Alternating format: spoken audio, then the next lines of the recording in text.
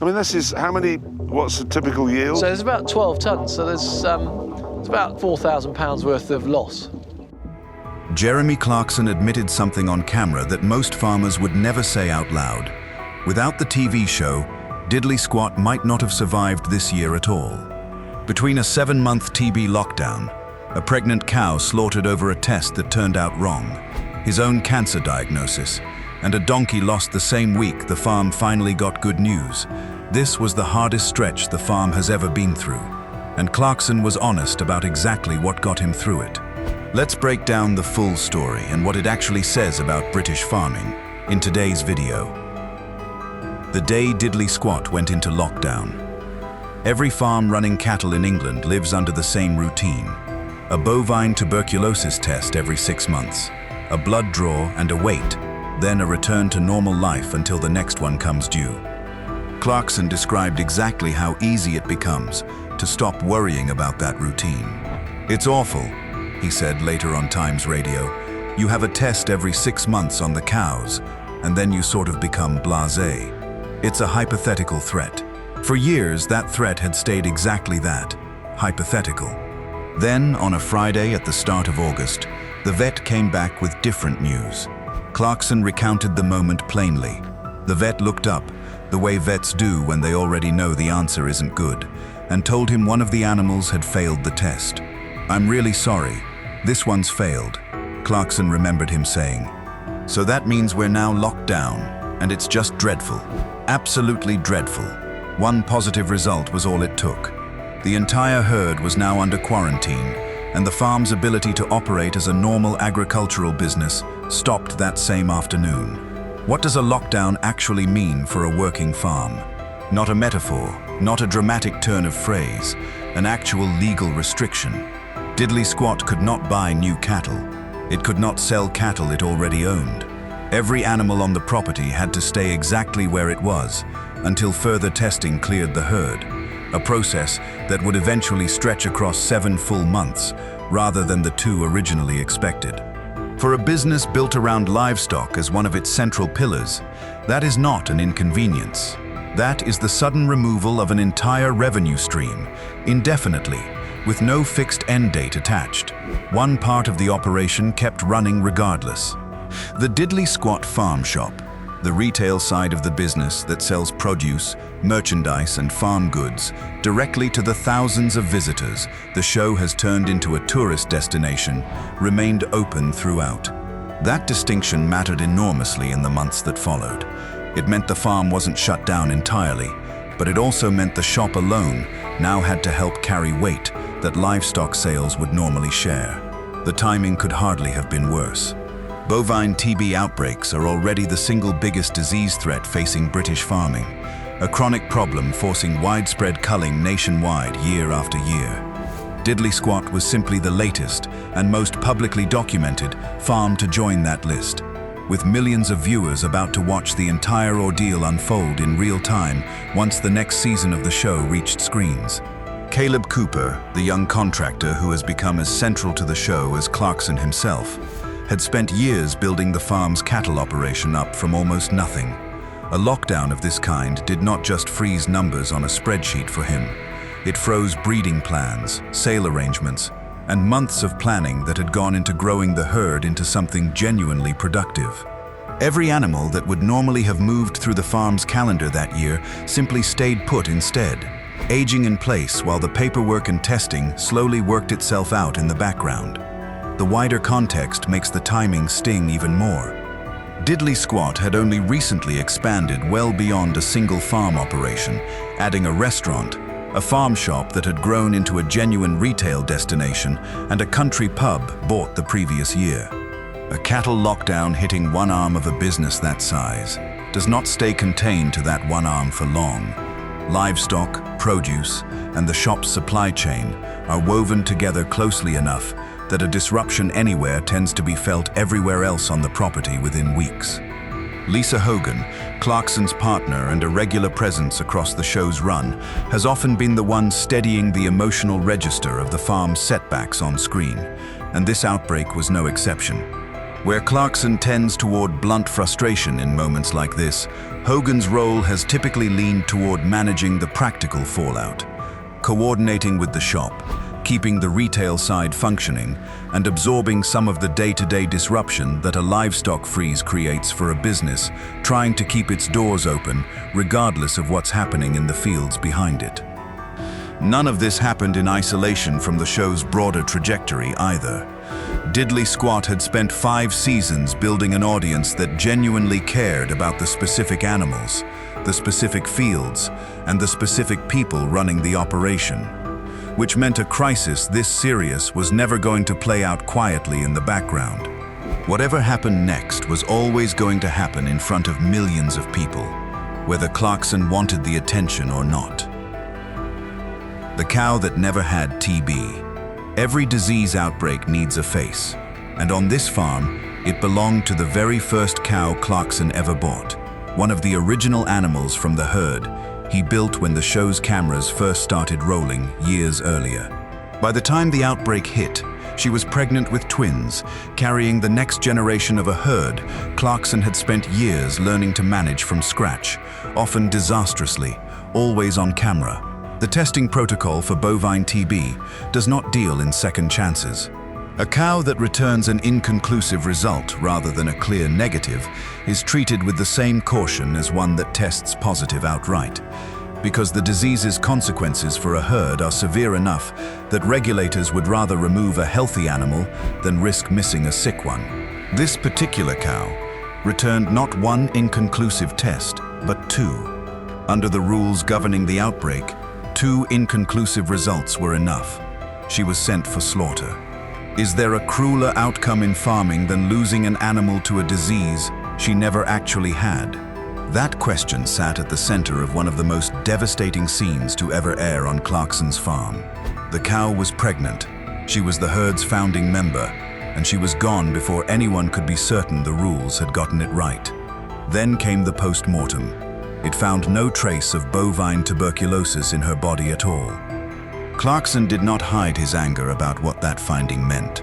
He described his blood boiling once the results came back, confirming that a healthy, pregnant animal had been killed under a protocol designed to prevent exactly the kind of loss that had just happened anyway. And here is the part that made the moment even harder to sit with. Her death changed nothing about the farm's legal situation.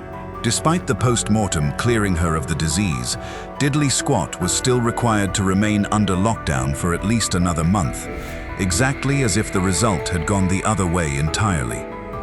That is the part of the bovine TB system that farmers across the country have criticized for years. A set of rules built around statistical caution rather than individual certainty, where the safest policy for the group as a whole can still mean the wrongful death of a single animal. Diddley Squat's cameras happened to be rolling when it happened to them. For every farm without a television crew documenting the loss, the same outcome plays out quietly, off camera, absorbed as one more unrecorded cost of doing business in an industry already stretched thin. The pregnancy made the loss land harder than a simple statistic ever could. She was not just one animal among many.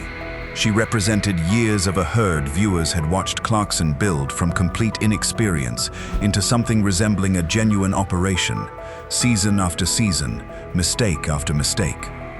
Losing her meant losing 2 future calves along with her, a compounding loss that no post-mortem result could undo once the decision had already been carried out. Veterinary experts who have spoken publicly about bovine TB testing protocols acknowledge the tension at the heart of cases like this one. Skin tests and blood tests used to detect the disease are not perfect instruments. False positives and inconclusive readings happen at a rate significant enough that regulators have built the current, cautious system specifically around minimizing the risk of missing a genuinely infected animal, even at the cost of occasionally removing a healthy one. It is a policy built for the herd as a statistical whole, not for any single animal's individual case. And farmers living inside that system for years have described watching it play out exactly this way long before Diddley Squat's cameras ever caught it happening to them. The scene's placement within the season only sharpened its impact. Coming early in the outbreak storyline, Before viewers had any sense of how the rest of the crisis would unfold, it set the emotional register for everything that followed, establishing immediately that this particular season would not soften its hardest moments for the sake of easier viewing, a pattern that held all the way through to Clarkson's own diagnosis later in the same run of episodes. Viewers who had followed the show from its earliest days understood exactly what that particular cow represented, even without narration spelling it out. She had appeared, awkwardly and memorably, in some of the very first episodes, part of the foundational chaos that gave the show its identity before Diddley Squat became the polished, internationally recognized brand it eventually grew into. Clarkson's darkest chapter. While the farm itself was locked down and grieving, Clarkson was quietly fighting a battle of his own that had nothing to do with cattle at all. Season 5 of Clarkson's Farm, filmed across the same stretch that covered the bovine TB outbreak, opened with Clarkson undergoing a heart procedure, a storyline that would have been dramatic enough on its own in any other season. Instead, it turned out to be only the first of 2 serious health scares the cameras would end up capturing. The second arrived at the end of the season, and it landed with far more weight. In the finale, Clarkson revealed to his closest colleagues on the farm, Caleb Cooper and Charlie Ireland, that he had been diagnosed with an aggressive cancer. He did not specify at the time which part of his body was affected, choosing to keep that detail private, even as the diagnosis itself became public through the show. Is there a harder scene to film than telling the people you work with every day that your future is suddenly uncertain? Clarkson chose to let cameras capture exactly that moment rather than keep it entirely off-screen. The finale closed on a line that fans have not forgotten since. Lying in a hospital bed, Clarkson told viewers directly, "Some of the treatment has gone awry, let's say. I'm going to be here for a little while. I don't know what's going to happen. If this is all successful, I'll see you for season 6. And if it isn't, I won't." That is not the language of a television personality manufacturing stakes for a season finale. That is a man being honest, on camera, about not knowing whether he would survive to make more of the show at all. He later confirmed in an interview with the Sunday Times that the diagnosis was prostate cancer, and that his treatment had included complications beyond what he initially expected. A catheter, followed by an incident involving blood-thinning medication he had taken for his heart condition when he should not have. He described the ordeal bluntly as horrific, adding that it was all my own fault, and at one especially difficult point, quite spectacularly painful. Months later, he shared better news. A prostate test had come back showing no indication of cancer, and he was officially in remission, calling himself the world's luckiest man for having come through both scares in the same stretch of his life.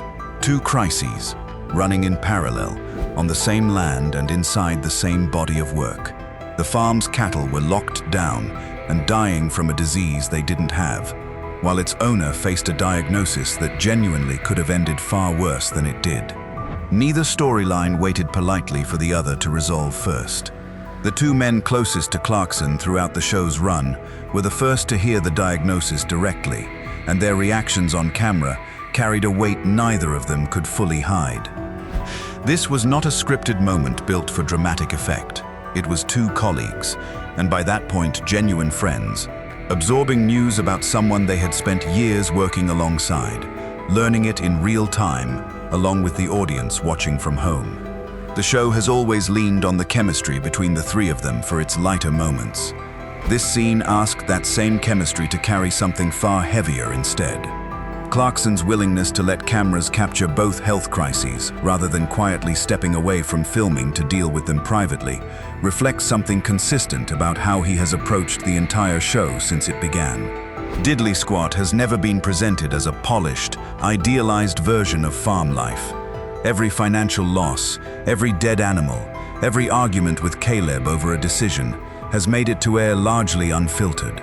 Extending that same openness to his own body and his own mortality was, in a strange way, simply the show continuing to do what it had always done, even when the stakes for Clarkson personally had never been higher. The overlap between the two crises was not lost on longtime viewers either. Season after season, Diddley Squat had trained its audience to expect hardship as a recurring feature rather than an occasional plot twist. Bad harvests, rejected planning applications, a parade of animals that refused to cooperate with Clarkson's plans for them.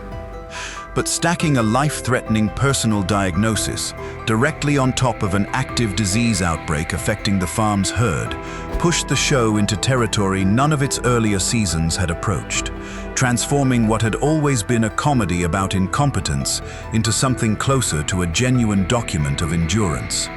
Fans reacted to the finale's closing scene with a mixture of shock and genuine concern, flooding social media with messages for Clarkson rather than the usual commentary about tractors or planning disputes. For a show that had built its reputation on turning agricultural misfortune into comedy, watching its central figure speak openly about the possibility of not returning for another season marked a tonal shift the audience felt immediately, long before any official word on his prognosis reached the public. One victory, one heartbreak. By March of 2026, the wait finally ended. Clarkson announced the news himself in a column for The Sun, writing plainly, "After 7 months of lockdown, Diddley Squat Farm became officially TB-free this week." 7 months is a long time for any business to operate without one of its core revenue streams, and the relief in that sentence was obvious even in print. The herd was clear. The restrictions were finally lifting.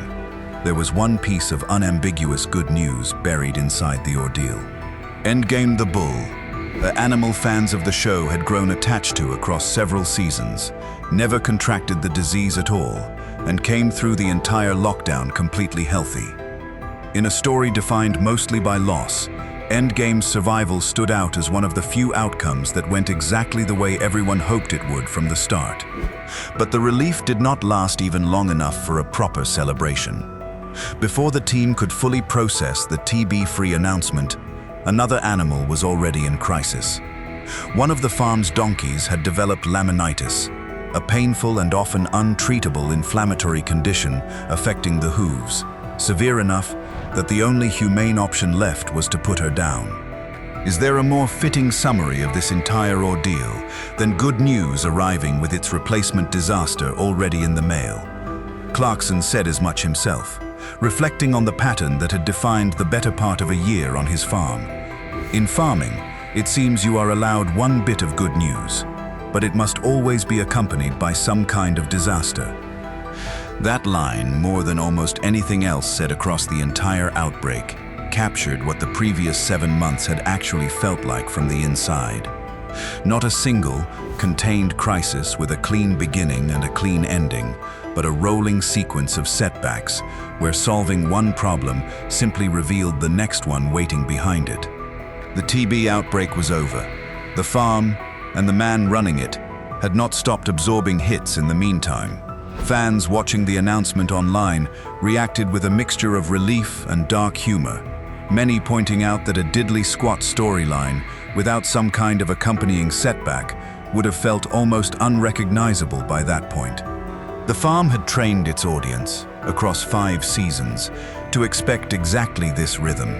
Recovery followed immediately by fresh misfortune, rarely one without the other.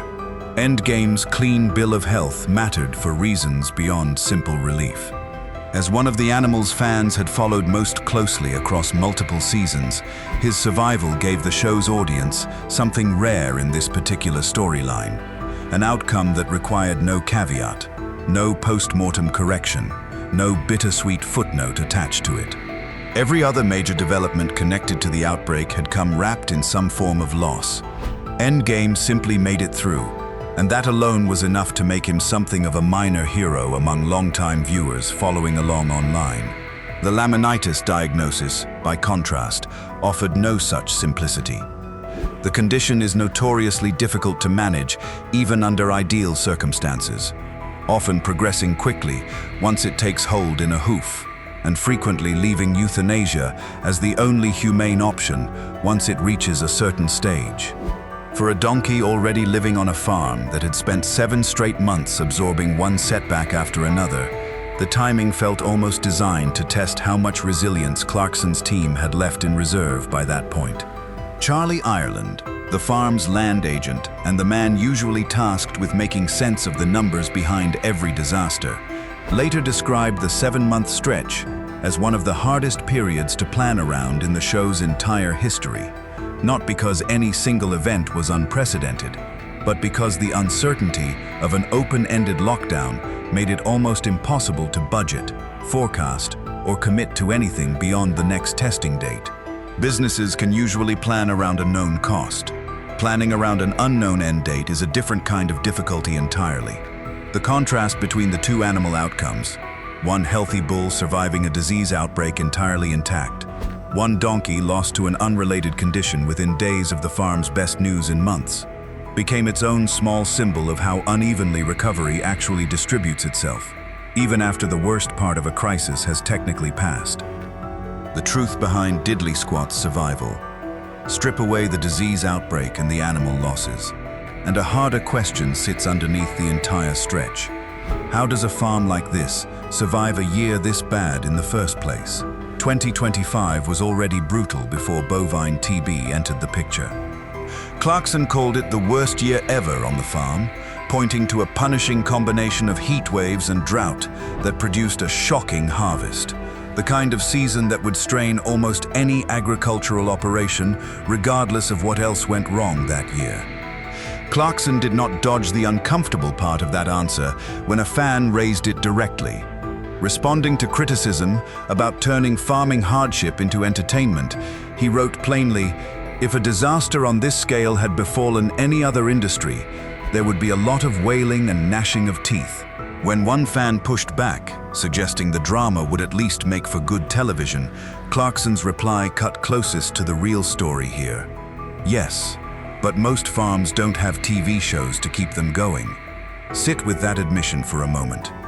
The most famous farm in Britain, the one turning a disease outbreak and a cancer diagnosis into some of the most watched television Prime Video has ever produced, is openly acknowledging that the show itself kept the business solvent through its worst stretch. Is that not the most sobering line in this entire story? Not the TB test, not the cow, not even the diagnosis, but a simple admission that without cameras and a streaming deal, this exact sequence of setbacks might have ended Diddley Squat as a working farm.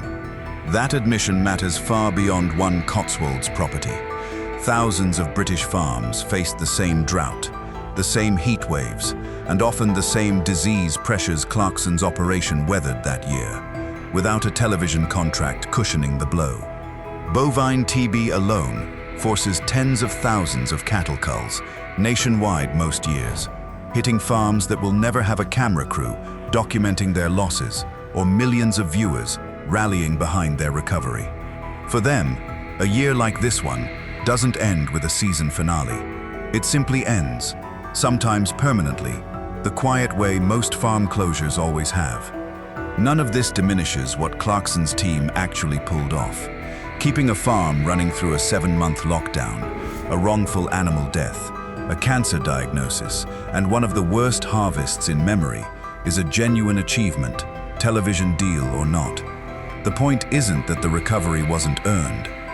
It's that the safety net making it possible, millions of viewers, a streaming contract, a retail operation built on the show's own fame, doesn't exist for most farms facing the same threats every year after this one. This wasn't Clarkson's first public fight, tied to the pressures facing British agriculture either. In November of 2024, he joined thousands of farmers, marching through central London to protest inheritance tax changes that would introduce a 20% tax on inherited agricultural assets above £1 million. A policy critics argued would force family farms to sell land just to cover a tax bill triggered by a death in the family. Diddley Squat's own TB crisis arrived less than a year later, layering a disease outbreak directly on top of a fight Clarkson had already been warning could push struggling farms past their breaking point. Add that backdrop to a year already defined by drought, heat wave, a wrongful animal death, and a cancer diagnosis. And the picture that emerges is less about one unlucky farm and more about an entire industry operating closer to the edge than most people watching from a supermarket aisle ever realize. Diddley Squat happened to have cameras rolling when its version of that edge arrived. Most farms simply don't, and never will, which is the real story sitting underneath everything else this year. 7 months locked down, a pregnant cow slaughtered over a test that turned out wrong, a cancer diagnosis revealed from a hospital bed, and a donkey lost within days of the farm finally getting good news. That is what the last year actually looked like at Diddley Squat, stripped of the jokes and tractor chaos that usually define this show. Clarkson survived his own health scare. The herd survived its lockdown. But the line that says the most is the simplest one. Most farms don't have a TV show keeping them alive. Diddley Squat did. What does that mean for the ones that don't? Let us know in the comments, hit like, and subscribe for more.